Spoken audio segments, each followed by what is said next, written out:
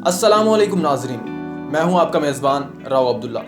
नाजरीन, आप अपनी कीमत खुद तय करें। आज मैं एक स्टोरी आपके सामने रखने वाला हूं, एक ऐसा कामयाब तरीन शख्स जिसने ये मिसाल कायम की कि आप अपनी कीमत खुद तय कर सकते हैं। एक बहुत बड़ा आर्टिस्ट था, पिकासो जिसका नाम था, शायद आप लोग उसके बारे में जानते हो। उसकी एक स्टोरी है, उससे आपको बहुत कुछ सीखने को भी मिल सकता है।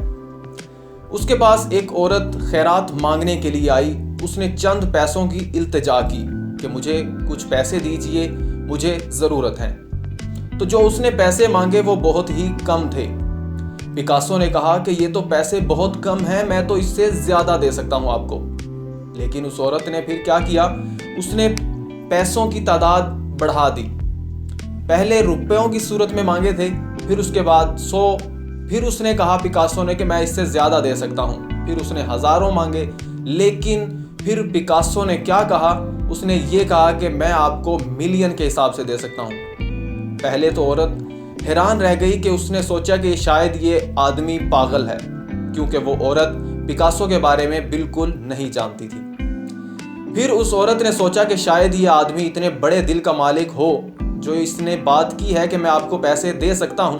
तो उसने पिकासो से कहा कि आप मुझे पैसे दे दीजिए। तो पिकासो ने उसे क्या कहा कि आप एक कागज़ और एक पेंसिल लेकर मेरे पास आए। तो वो औरत एक कागज़ और एक पेंसिल उसके पास लेकर गई। तो पिकासो ने उसके ऊपर कुछ लाइनें खींच दी और उसके नीचे अपने सिग्नेचर कर दिए, और उसके नीचे साथ ही साथ उस पेंटिंग की कीमत भी दर्ज कर दी। पिकासो की बात ये सुनकर और ये सारा मुआजरा देखकर औरत हैरान रह गई। पिकासो ने उस औरत से कहा कि आप ये पेंटिंग उस वक्त तक ना बेचना जब तक मैं यहाँ से चला ना जाऊं। उस औरत ने ये सब कुछ देखने के बाद जब वो बाहर गई तो एक दुकानदार से पूछा कि पिकासो नाम का एक शख्स जिसने मेरे साथ ये बातें की हैं और ये पेंटिंग मुझे दी है, क्या ये बात सच है? क्या ये इतने में फरोख्त हो सकती है जो कीमत इसके ऊपर दर्ज की गई है?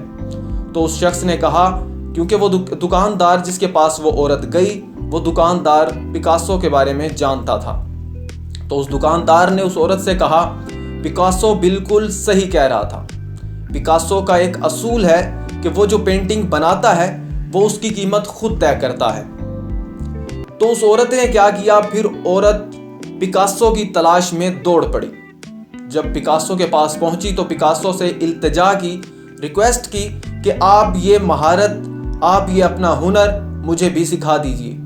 तो पिकासो ने बहुत ही खूबसूरत अंदाज में जवाब दिया कि आपके सामने तो ये सिर्फ 2 सेकंड का काम है, लेकिन आपको ये पता नहीं कि इसके ऊपर मेरी पूरी जिंदगी लग चुकी है।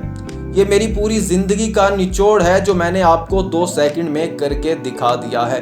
तो दोस्तों, हमें इस स्टोरी से ये सबक मिलता है कि अगर हम अपना काम दयानतदारी, ईमानदारी के साथ करेंगे तो हम भी इस काबिल हो जाएंगे कि अपने काम की कीमत खुद तय कर सकें। तो आजकल के नौजवान क्या चाहते हैं कि हर काम में शॉर्टकट हो।